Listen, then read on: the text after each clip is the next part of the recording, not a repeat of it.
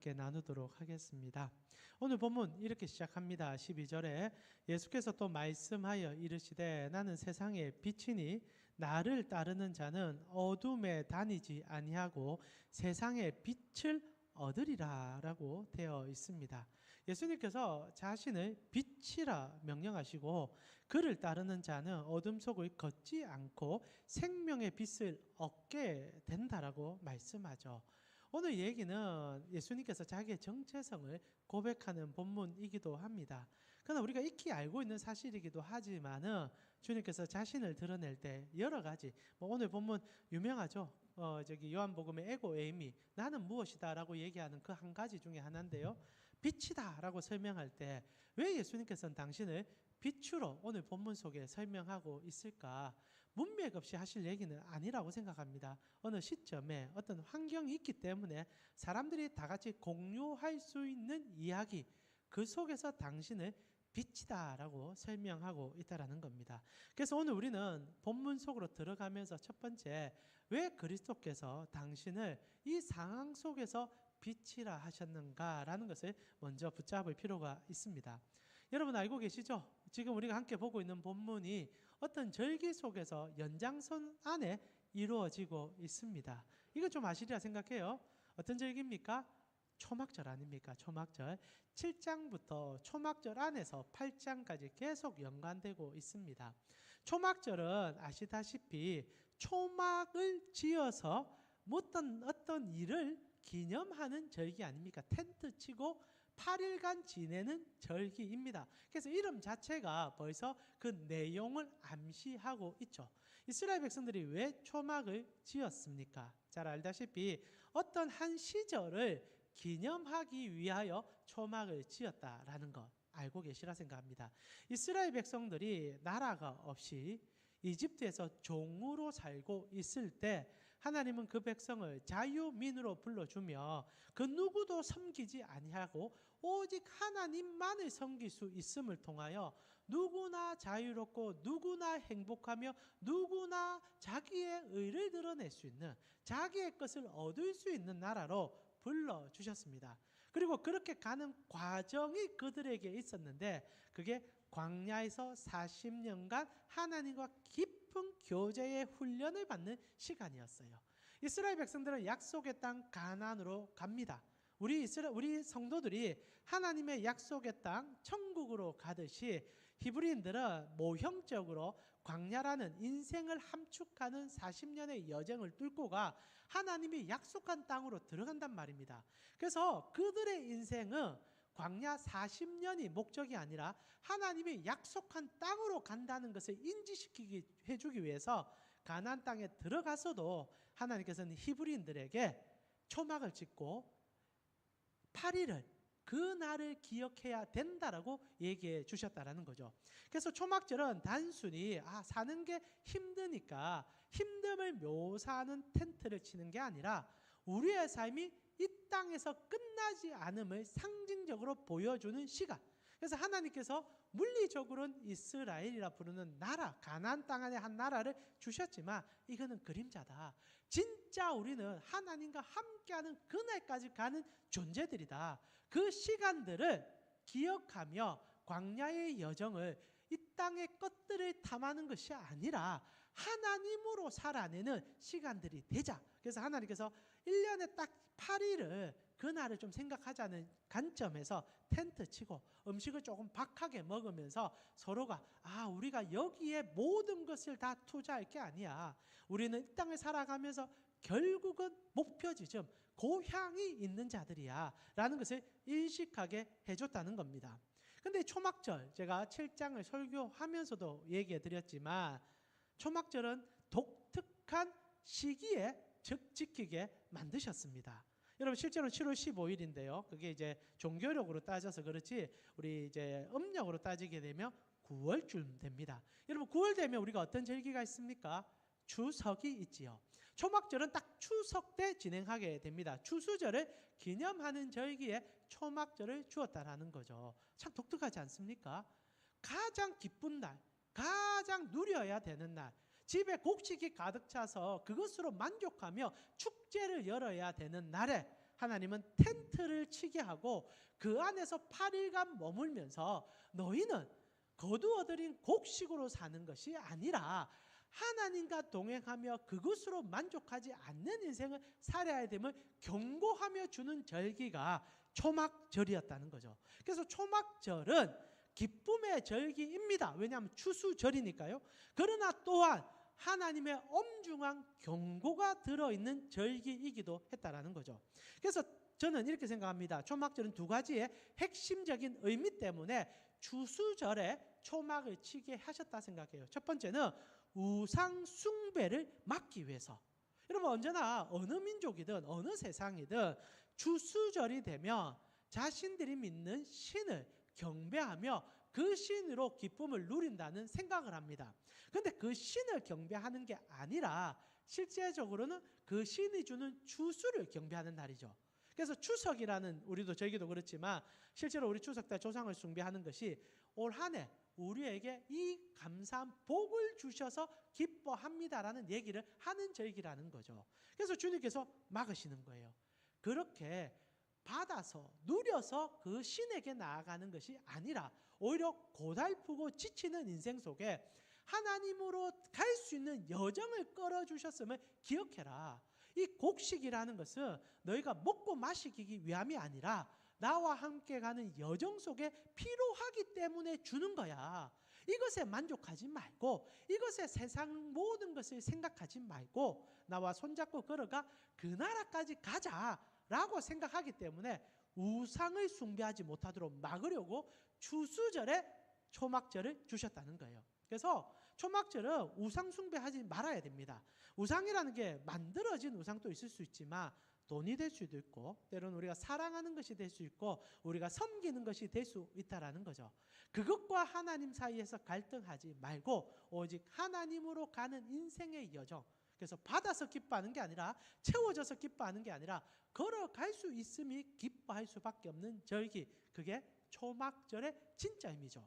그리고 두 번째로 하나님은 우상 숭배를 금지하면서 실제로 이것이 어디로 주어졌는지를 인지하라. 즉 먹고 사는 것이 이 땅의 전부가 아닌 하나님이 공급하심을 의지함으로 주님과 동행하라라는 의미로 초막절을 허락해 주셨다라는 겁니다.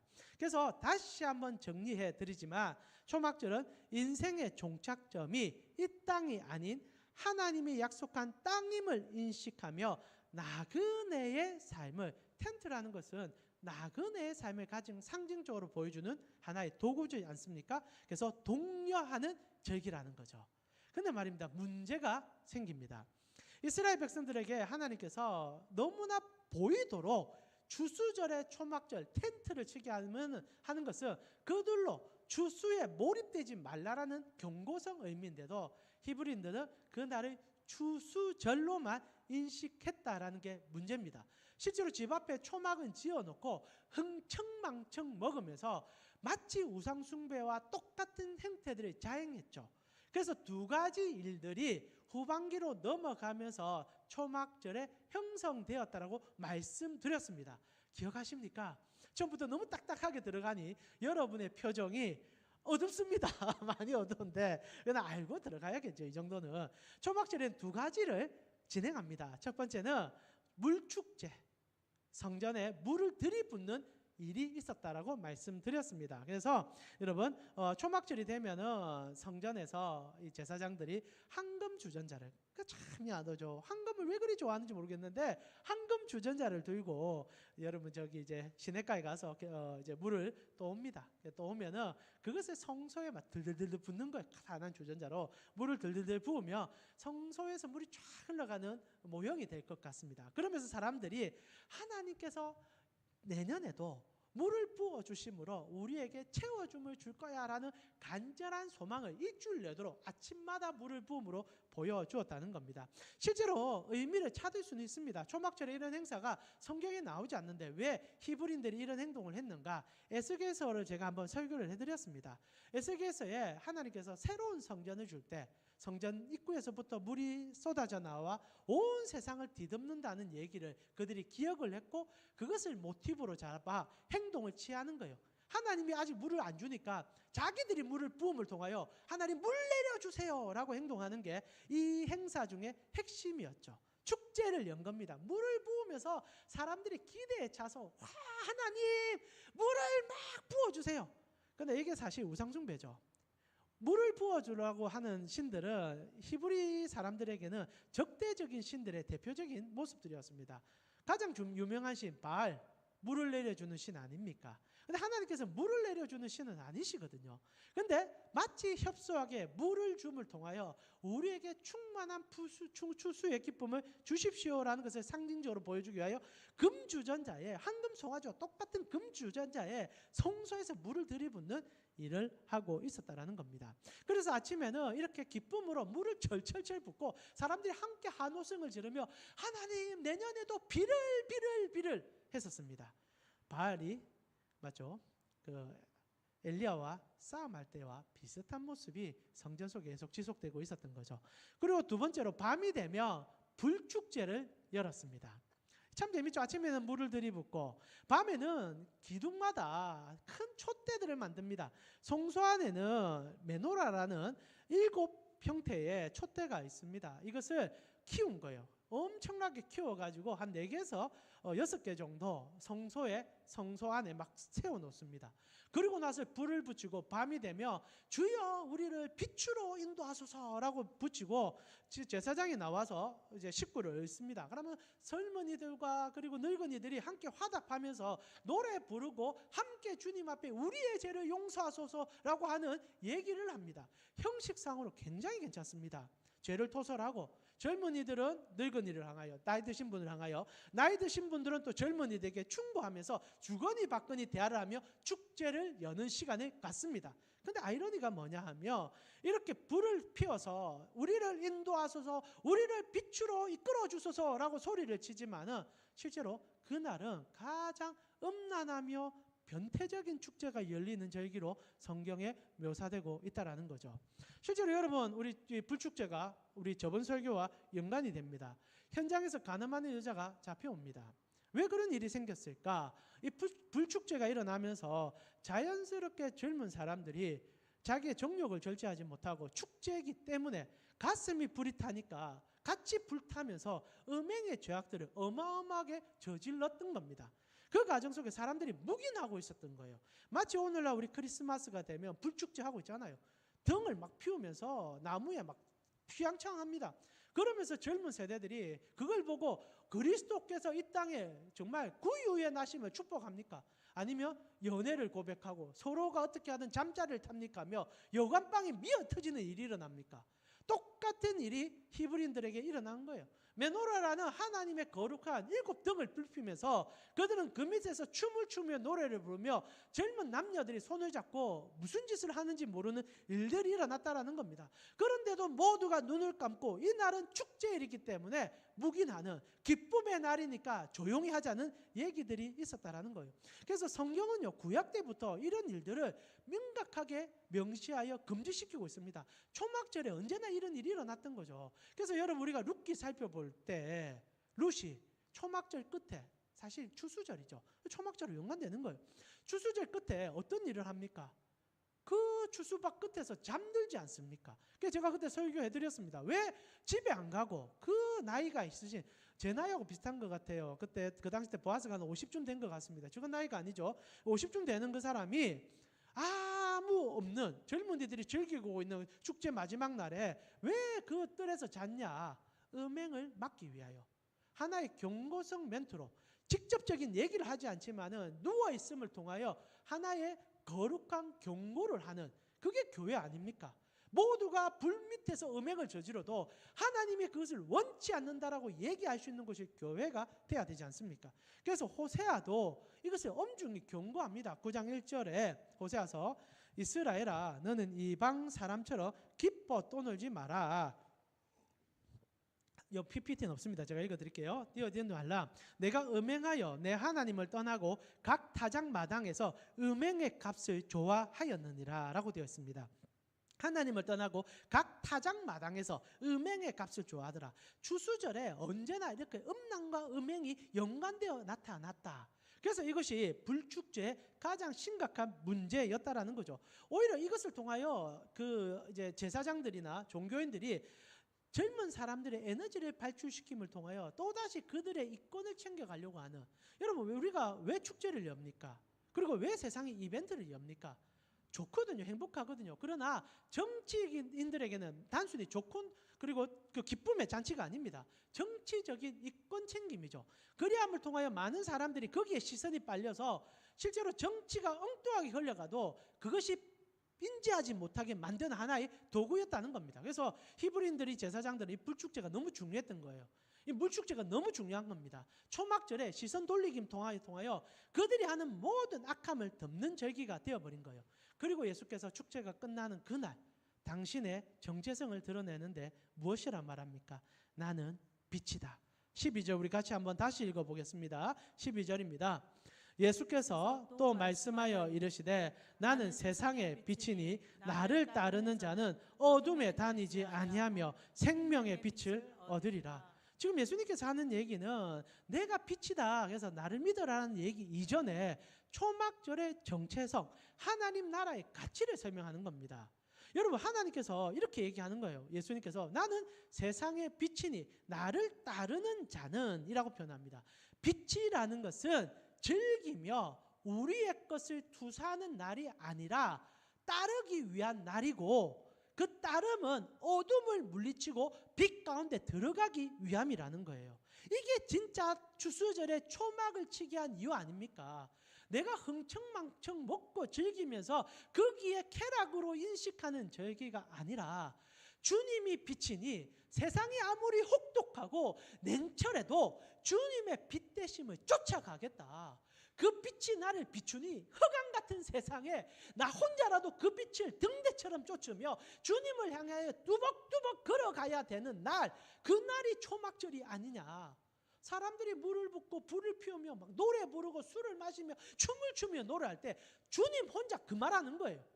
너희는 초막절을 엉뚱하게 지키고 있다. 초막절은 하나님께서 이 땅의 소망이 아닌 하늘 소망을 주는 날이고, 너희가 아무리 세상이 즐기고 먹자 하더라도 오히려 철저하게 배제시키고 나는 초막 속에 기어 들어갈 거야. 나는 저 좋은 집이 아니라 하나님을 위하여 나는 나의 것을 하나님께 나 정말로 드림으로 나는 세상의 것이 아닌 하나님의 것으로 나를 채우리라. 그래서 빛을 향하여 두벅두벅 세상이 아무리 컴컴해도 따라가야 되는 날, 그날로 이 날을 설명하고 있다라는 겁니다. 여러분, 이 관점으로 이 표현을 이해하셔야만 합니다. 단순히 예수님께서 자기를 드러냈다, 그래서 오늘 다툼이 났다가 아니라 우리가 바르게 살지 못한다는 얘기를 주님이 해주고 있다라는 거예요. 그리고 예수님의 설명은 매우 상식적입니다. 그래서 생수의 근원이라고 설명을 먼저 하셨지 않습니까? 7장에 히브리인들이 물을 부어주면서 생수에 탐닉을 부리고 있는 거예요. 물이 전부인 거예요. 그러나 예수님께서 물을 주는 근원을 보자라고 얘기하는 겁니다. 물이 왜 필요하고 물이 왜 주어지는 겁니까? 우리 모두는 물을 얻어서 기쁘지 물이 어디서 나오는지를 생각하지 않고 사는 인생들이라는 거예요. 이 세상 사는 사람들이 왜 죄인이고 왜 흑암을 향해서 걸어갑니까? 물을 주신 분을 잊어버리고 물이 왜 필요한지를 모르기 때문이에요. 오직 물만 있으면 된다고 생각합니다. 돈만 있으면 되고 그리고 내가 가지고 있는 소유만 있으면 된다고 생각하는 거예요. 그러나 그게 왜 필요하고 왜 주어졌고 무엇을 위해서 쓰고 있는지를 모른다면 인생은 무적행입니다. 밑도 끝도 없이 빠져들어가 소망 없이 살아갈 뿐이라는 거죠. 여러분 한번 물어보세요. 하나님께서 여러분에게 왜 직업을 주시고 여러분에게 가정을 주시고 왜 여러분에게 나아갈 길을 제시하셨습니까? 사람들은 각자의 얘기를 할 수 있을 겁니다. 그러나 그 끝이 정말로 영원하던가요? 근원이 되던가요? 그래서 예수님께서 내가 근원이다, 내라고 표현했지만 하나님이 근원이다 라는 얘기를 해주신 겁니다. 그리고 빛도 똑같은 얘기 아니겠습니까? 빛도 빛의 근원을 쫓아라. 빛으로 즐거워하지 말고 빛 때문에 너희가 인생을 소모하지 말고 빛으로 해야 될 것, 빛이 비추는 곳, 그래서 빛이 무엇을 보여주는지를 보고 쫓아라 라고 매우 이성적이고 합리적인 얘기를 한 겁니다. 그러니까 사람들이 동의를 한 거예요. 우리로서는 단순히 예수님이 이렇다라고 표현하기에 예수님 빛이지, 예수님 물이지, 끝이지, 그게 아니라 눈으로 초막절에 물을 붓고 춤을 추고 음행의 죄를 저지르고 있는데 정말 이게 잘못됐다라고 생각하는 성도들에게는 예수의 말이 정말 번쩍이는 빛, 번쩍이는 생수인 거예요. 그래서 주님을 쫓아가기 시작한 겁니다. 왜냐하면 그게 진실이니까, 잘못되고 있으니까, 오늘날 우리가 잘못 살고 있으니까. 그러니까 쫓아가는데, 다시 한번 말하지만 그래 쫓아가는 것을 보면서 너무너무 기분 나쁜 사람들이 있는 거예요. 종교인들, 사람들은 다 좋아요. 왜냐하면 그게 잘못된 줄 아니까. 그러나 그것으로 이권을 챙기는 사람들은 기분 나쁜 거예요. 왜냐하면 그렇게 눈을 잠시 돌려놨는데 예수님이 나와서 눈을 다시 돌이키려고 하니까 기분 나쁜 겁니다. 그래서 오늘 이제 논쟁이 시작됩니다. 13절에 같이 한번 읽어볼까요? 예, 바리새인들이 찾아옵니다. 종교인들이 찾아와요. 그리고 얘기를 시작합니다. 바리새인들이 이르되 내가 너를 위하여 증언하니 내 증언은 참되지 아니하도다. 정말 유치한 얘기를 합니다. 예수님께서 내가 생수의 근원이야, 내가 빛이야 라고 얘기합니다. 그러나 주안점은 빛으로 살아야 빛으로 살고 그리고 생수의 근원을 쫓아가는 삶으로 살아야 됨을 얘기하고 있지만은 이 사람들은 찾아와서 하는 얘기가 메시지가 문제가 없으니까 메신저를 공격하려고 하는 거예요. 이게 가장 유치한 방법 아닙니까? 실제로 우리 정치인들이 논쟁을 하다가 논리가 빈곤해지면 그 사람들의 흠을 다 끄집어내서 그 사람 자체의 모든 말을 신빙성 없게 만드는 경우들이 있습니다. 비단 정치인들뿐 아니라 우리도 싸움하다가 논지가 부족해지면 사람을 공격합니다. 그러니까 이 종교인들이 예수님의 정언 자체가 신뢰성이 떨어진다는 얘기를 하는 거예요. 그러니까 이게 말의 신뢰성이 떨어진다는 게 아니라 너가 뭔데 그런 얘기를 하느냐. 즉 예수님께서는 나사렛 출신이요, 학력이 미천하고 그리고 사람들이 볼 때는 사실상 밑바닥 인생에 가까우니 너 같은 놈이 하는 말이 무슨 정언이 되냐. 실제로 너 그런 말들 다 한다 치자. 그런데 네 말을 누가 뒷받침해 주는데, 누가 네가 옳다고 얘기해 주는데. 실제로 바리새인들의 무리가 증거해 줍니다. 제사장들은 제사장 무리가 증언해 줍니다. 근데 예수님은 아무도 그렇게 뒷받침해 줄 세력이 없는 거예요. 그걸 노리고 종교인들이 너를 위하여 네가 증언하니 네 증언을 참되다고 해줄 자가 누구냐라고 얘기한 겁니다. 그런데 말입니다, 이 말에서 우리는 참 재밌는 한 단어를 발견합니다. 종교인들이 꼬투리를 잡는데 하나의 단어를 굉장히 중요하게 여기죠. 13절에도 2번 반복하는데요. 너를 위하여 증언하니 내 증언은 참되지 않다. 증언에 방점을 찍고 있습니다. 그래서 유치한 거예요. 왜 이들이 증언에 방점을 찍습니까? 사실 꼬투리 잡을 게 한두 개가 아닐 건데 학벌을 따질 수도 있고 출신 성벌을 따질 수 있는데 증언을 갖고 온단 말입니다. 왜냐하면 이들이 앞에서 증언 때문에 두들겨 맞았기 때문입니다. 여러분 우리 현장에서 가늠한 여인에 대한 얘기를 들었을 때 예수님께서 죄 없는 자가 돌로 쳐라라는 말을 우리는 정확하게 다시 한번 재해석했었습니다. 그때 예수님께서 요구한 게 뭡니까? 증언 요구 아니었습니까? 실제로 죄 있냐 없냐는 하나님만이 판단하고 그리고 하나님께서 그것을 얘기할 때 우리로 모두가 죄인이라고 판단하는 과정 속에 복음을 주셨기에 너는 죄인 아니다라는 말 자체는 효용성이 실제로 별로 없습니다.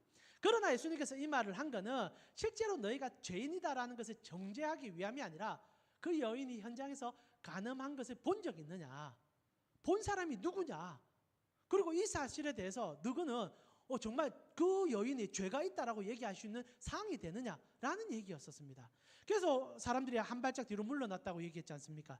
실제로 그 여인을 잡아왔던 서기관과 바리새인들도 실제로는 못 본 거예요. 그런데 볼 수가 없는 게 그 음행의 죄를 저질렀던 남자가 사라져 버렸습니다. 여자 혼자 왔잖아요. 음행의 죄를 증언하려면 두 사람이 같이 있어야 되고 현장에 정확한 흔적이 있어야 되는데 여자만 등거리 데려와서 예수님 앞에 팽개친 겁니다. 그러나 본질적으로는 여자가 죄를 지었던 것은 사실이죠. 그러나 중요한 것은 그 사람들, 죄를 정죄하는 사람들에게 증언이 있느냐라고 질문했을 때 모두 다 증언을 말하지 못했습니다. 뿔따고 원한 거예요. 이 기껏 증언 만들어서 세웠는데 아무도 증언을 못 말해주니까 그래서 나중에 예수님 죽을 때 어떻게 합니까? 이때 실수를 만회하려고 가짜 증인을 세웁니다. 말 심어주고요. 이때 학습된 거예요. 와, 예수 보통 아니다. 우리가 가짜 증언자를 만들어야겠다. 그래서 서로 막 몇 명을 세워가지고 서로의 증언이 다 틀리는 일이 생기지 않습니까? 이게 다 반복되는 일인 거예요. 실제로 이들이 증언이라는 얘기를 들고 온 거는 그리스도께서 했던 그 행동 자체가 그들 속에 콱 남아있었던 거예요. 그래서 기분이 너무 나쁘니까 우리가 증언이 없다고? 니도 증언이 없잖아. 너도 증언자가 아니잖아. 너 뭐 가지고 그렇게 얘기할 수 있는데? 라고 하는 유치찬란한 초등학생보다 더한 짓을 하는 이 종교인들을 보여줍니다. 근데 실제로 죄라는 게 언제나 유치찬란합니다. 죄인들은요 다 유치찬란해요. 여러분, 우리 죄가 언제 빛나는 줄 압니까? 죄가 드러났을 때. 사람은 굉장히 유치합니다. 근데 잘못했을 때 누군가 너 잘못했잖아. 얼마나 유치해 준 줄 압니까? 막 성질 내면서 죄를 말하지 않고 그 사람을 막 공격하고 그 사람을 깎아내고 그러면서 모면하려고 하는 우리의 모습이 얼마나 많습니까? 예수님께서 이들의 이 마음을 왜 모르겠습니까? 그리고 예수의 증언이 시작됩니다. 근데 이게 너무 재밌죠. 예수님께서는 증언하지 않습니다. 예수님 증언하지 않아요. 이게 우리에게 조금 충격으로 다가와야 됩니다. 14절에 예수님의 증언이 이러합니다. 우리 같이 한번 읽어볼까요? 14절입니다. 대답하여 이르시되 내가 나를 위하여 증언하여도 내 증언이 참되니 나는 내가 어디서 오며 어디로 가는 것을 알거니와 너희는 내가 어디서 오며 어디로 가는 것을 알지 못하느라. 너희가 백날청날 내한테 증언을 요구하는데 나 이제 증언 안 할래. 내가 증언을 한다고 너희가 들을 것도 아니고 내가 확실한 증거를 제시해도 너희가 믿을 것도 아니고 오직 지금 하나님과 내 사이에 이 증언을 너희가 도통 이해할 수 없으니 나는 증언하지 않을 거야 라고 얘기하는 겁니다. 여러분, 오늘 우리 본문 전체의 논지는 딱 하나예요. 난 너희한테 증언 안 해. 내가 실제로 증언할 이유도 없는 게 하나님이 나의 증언자고 내 스스로도 증언자야. 너희 법에도 두 사람이 증언을 한다면 증언이 합당하다 하는데 더 이상 무슨 증언을 요구해? 근데 이 말이 참 말장난 같죠. 증언하려면 증언해 줘야 되거든요. 확당한 얘기를 해줘야 됩니다. 근데 왜 이렇게 얘기하는가? 이것이 종교인들의 실체에 대한 고발이기 때문입니다. 실제로 가면 예수님이 증언을 안 하셨는가? 아니에요. 예수님을 증언하는 사람들이 있었습니다. 대표적으로 누가 예수님을 증언하셨습니까? 세례 요한이었죠. 요한은요, 이 종교인들의 문제 속에서 정확하게 그리스도께서 하나님의 아들임을 자기의 전 생명을 걸고 증언합니다. 처음부터 끝까지 그 증언은 틀린 적이 없어요. 저분은 하나님이 보내신 분이라는 것을 끊임없이 증거했습니다. 그래서 사람들이 요한을 너무 싫어했어요. 종교인들이. 왜냐하면 예수를 계속 그리스도라고 말하는 증인이 있으니까. 그리고 그리스도께서도 자신을 그리스도라 말하고 있습니다. 그래서 더 이상 문제점이 없는 거예요. 그런데 사람들 중에 특히 종교인들은 세례 요한의 이야기를 믿어주지 않는 거죠. 그러니까 증언이 있어도 안 믿어준 겁니다. 그래서 마태복음 21장 24절로부터 보면은 예수님이 이거 꼬집어냅니다. 연관이 있는 얘기예요. 21장 24절에 보니까 예수께서 대답하시되 나도 한 말을 너에게 물으리니 너희가 대답하면 나도 무슨 권위로 이런 일을 하는지 일러주겠다. 요한의 세례가 어디로부터 왔느냐? 하늘로부터냐 사람으로부터냐? 그들이 서로 의논하여 이르되 만일 하늘로부터라 하면 어찌하여 그를 믿지 아니하였나 할 것이요 만일 사람으로부터라 하면은 모든 사람이 요한을 선지자로 여기니 백성이 무섭다. 무슨 말입니까? 그 요한이 예수를 그리스도로 했으며 모든 백성이 예수를 그리스도로 한 증언이 되는 거예요. 그러니까 세례 요한의 증언을 믿어줄 수가 없는 거죠. 그러니까 종교인들이 갈등을 시작합니다. 이렇게 얘기하죠. 예수께서 대답하여 이르시되 우리가 알지 못하노라. 예수께 대답하여 이르되 하니 예수께서 이르되 나도 무슨 권위로 이런 일을 한지 너에게 말 안 해줄게. 오늘 본문과 똑같은 얘기입니다. 그러니까 종교인들이 증거가 없어서 증언하라는 얘기가 아니라 증거가 너무 많은데 무시해버리는 거예요. 보고 싶은 것만 보는 겁니다. 이게 우리 신앙의 가장 맹점이에요. 많은 사람들이 자기가 보고 싶은 것만 봅니다. 하나님이 보여주시고 하나님의 뜻에 순종하지 아니하고 내가 보고 싶고 내가 듣고 싶은 것에 몰입해요. 이게 믿는 자들 속에도 일어나는 하나의 폐단이라는 겁니다. 실제로 이런 얘기는 성경에 너무 많이 증언돼요. 한 번은요, 예수님을 보고 싶은 것만 보는 청년이 찾아옵니다. 부자 청년. 어떤 청년입니까? 종교인이었고, 그리고 여러분 잘 알다시피 학벌로도 대단한 인물이요, 엄청난 부자였습니다.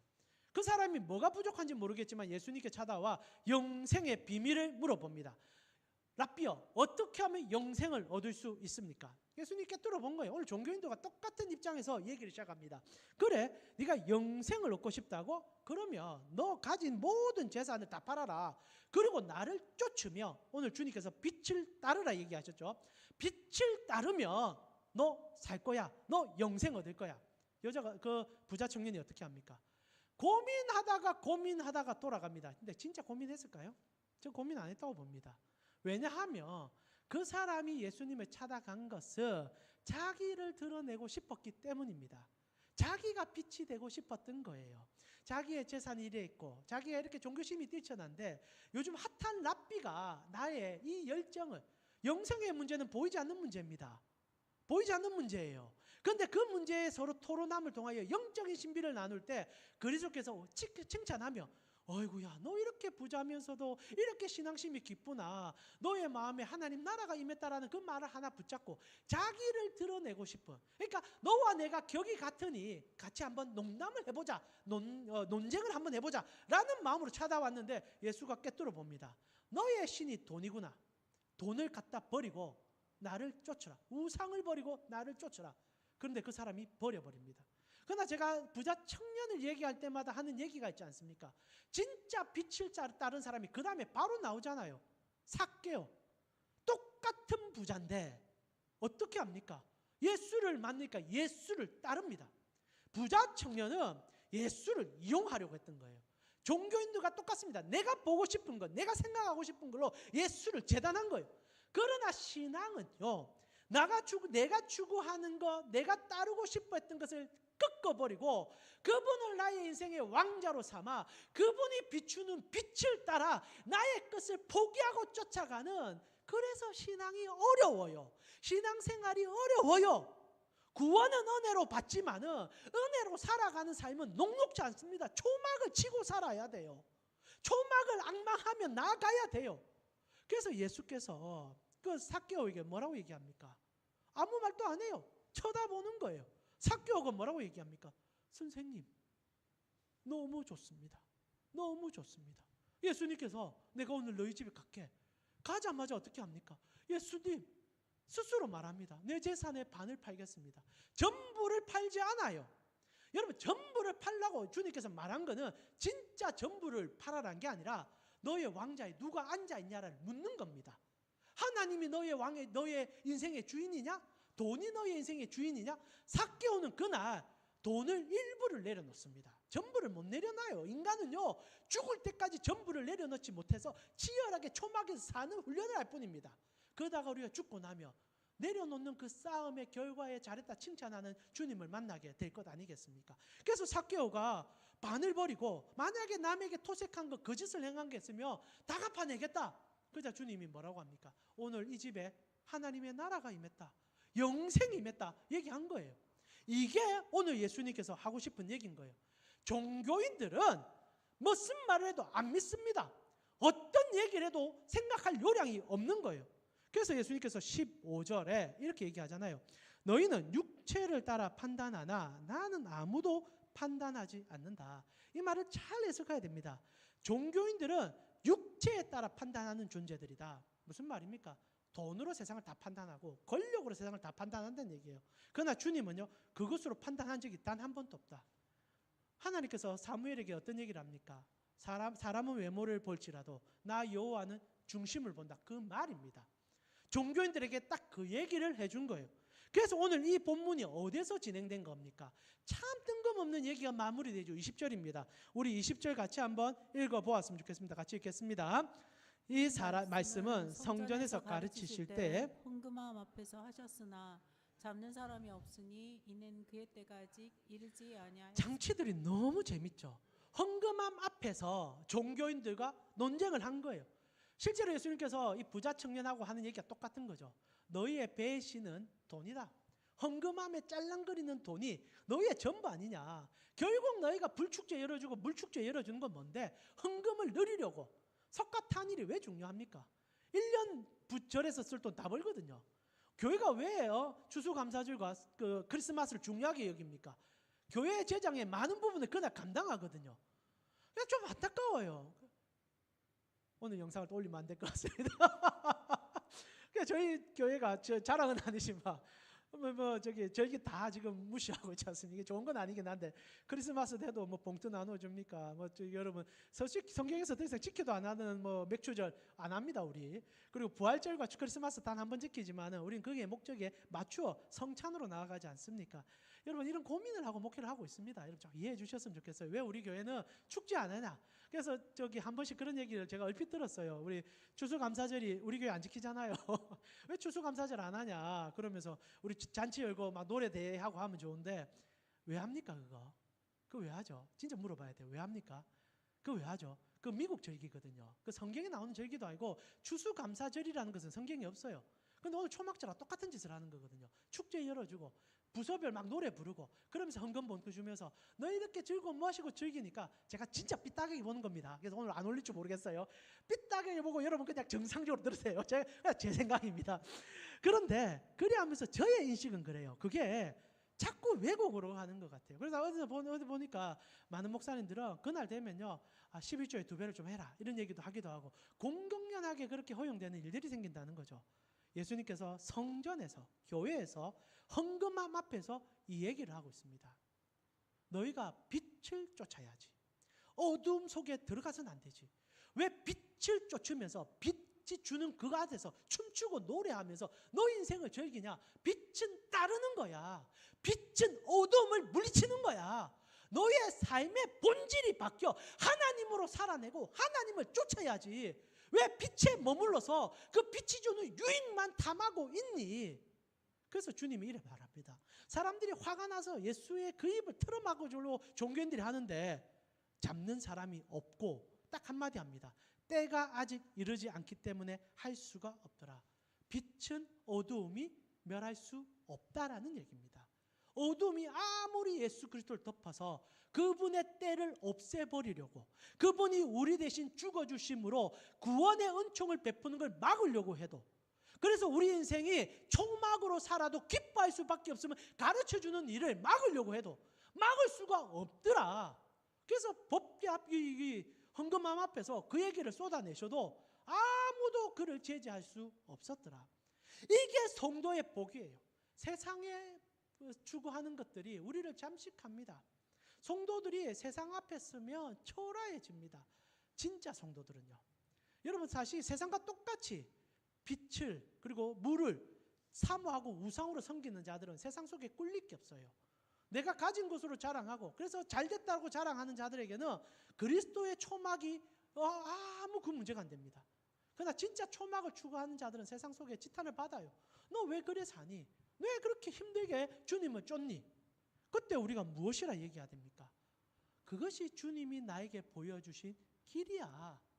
그것이 주님으로 걸어가는 뜻이야. 라고 얘기하는 것이 성도에게 가장 필요한 일 아니겠습니까? 사랑하는 우리 감식구 여러분, 오늘 우리가 주님께서 하시는 이 답답함의 끝판왕을 보면서 우리 신앙을 점검했으면 좋겠습니다. 예수님께서 더 이상 종교인들을 보면서 이제 더 이상 너하고 토론 안 할래? 말 안 할래? 이게 지금 오늘날 한국 교회 안에 일어나는 현상이 아닌가 싶어요. 예수님께서 한국 교회를 보면서 내가 더 이상 너희하고 이제 말 안 할란다. 그냥 빛을 쫓아라. 빛을 보여라. 교회가 전부 말을 합니다. 전부 자기의 자랑을 하고 자기의 것으로 투쟁합니다. 약간 여러분 정치적인 얘기지만 지금 한국 사회의 이 정치적인 이슈 속에 교회가 지금 요동을 칩니다. 그래서 제가 좀 걱정이 많이 됩니다. 너무 걱정이 돼서 기도가 절로 나옵니다. 서울에서는 정강훈 목사가, 부산에서는 맞죠 손현범 목사가 깃발을 들고 지금 정치에 선동을 하고 있습니다.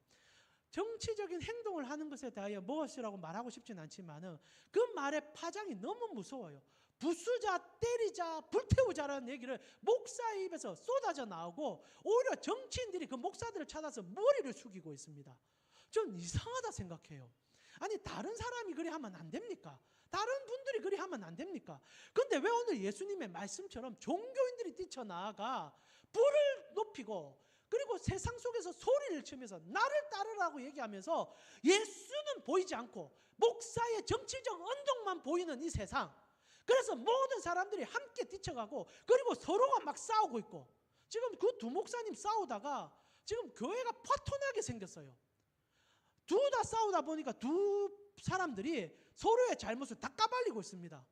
그러면서 서로가 돈 때문에 그리 하고 있다는 거예요. 서로가 막 고발하고 있으니까 헌금 앞에서 싸우고 있는 이 종교인의 모습이 2000년 후에 똑같이 자행되고 있는 겁니다.